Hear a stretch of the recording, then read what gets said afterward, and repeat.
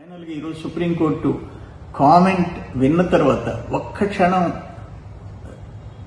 జగన్మోహన్ రెడ్డి రాజకీయాల్లో ఉండకూడదు.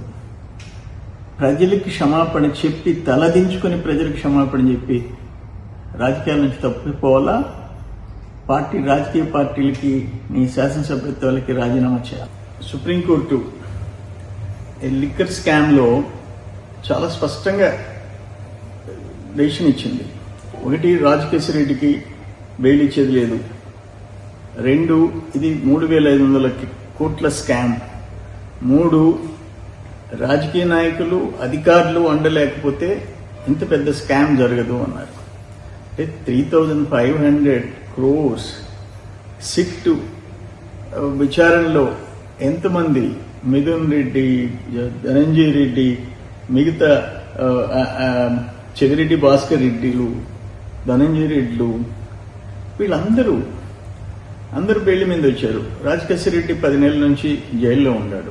3,500 crores అని సుప్రీంకోర్టు న్యాయమూర్తుల నోటి గుండా అతి పెద్ద స్కామ్ అని చెప్పిన తర్వాత ఆనాడు ముఖ్యమంత్రి ఎవరు, రాజకీయ నాయకులు బ్యాక్గ్రౌండ్ అని చెప్పి సుప్రీంకోర్టు కామెంట్ చేస్తే ఇంత పెద్ద స్కామ్ ఎవరి గవర్నమెంట్లో జరిగింది, ఎవరు ముఖ్యమంత్రి, ఏం చేస్తున్నారు మీరు? ఏ మాత్రం విలువలుంటే రాజీనామా చేశాడు వారేసి ఉండాలి. 200 కోట్లు లిక్కర్ స్కామ్ అని చెప్పి ఢిల్లీ డిప్యూటీ చీఫ్ మినిస్టర్ ఆనాటి, ఇక్కడ ఒక ముఖ్యమంత్రి కుమార్తె తెలంగాణ, అక్కడ ఒక ముఖ్యమంత్రి సిస్టర్ తమిళనాడు, ఇంతమంది జైలుకి పోయేసి వచ్చారు. ఏం ప్రత్యేకమైన చట్టాలు ఆనాటి ఆంధ్రప్రదేశ్ ముఖ్యమంత్రిగా జగన్మోహన్ రెడ్డికి ఏమైనా ఉన్నాయా? తల దించుకొని ప్రజలకు క్షమాపణ చెప్పి రాజీనామా చేసి ఉండాలి. ఇది ఒక్కటి ఓన్లీ 3,500 రూపీస్ స్కామ్ కాదు ఇది.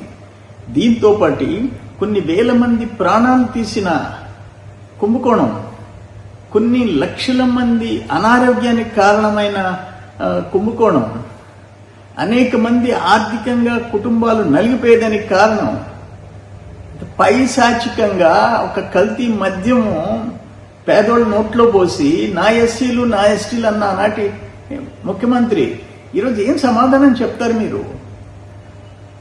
ఇంత పెద్ద భారీ కుంభకోణం వెలుగులోకి వచ్చిన తర్వాత ఇంకా మీరు నోరు పారేసుకుంటుంటే క్షమించరాని దోపిడీ ఇది తీవ్రంగా తీసుకోవాలా. ప్రజలు కూడా మంచి గుణపాఠం చెప్పారు, అయినా మీలో మార్పు రాలేదు.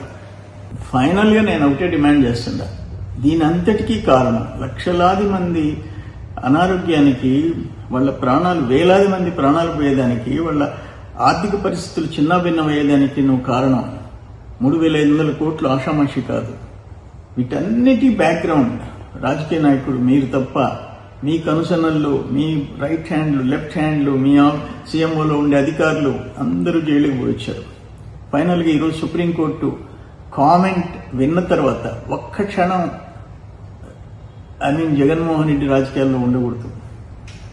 ప్రజలకి క్షమాపణ చెప్పి తలదించుకొని ప్రజలకు క్షమాపణ చెప్పి రాజకీయాల నుంచి తప్పిపోవాలా, రాజకీయ పార్టీలకి నీ శాసనసభ్యత్వాలకి రాజీనామా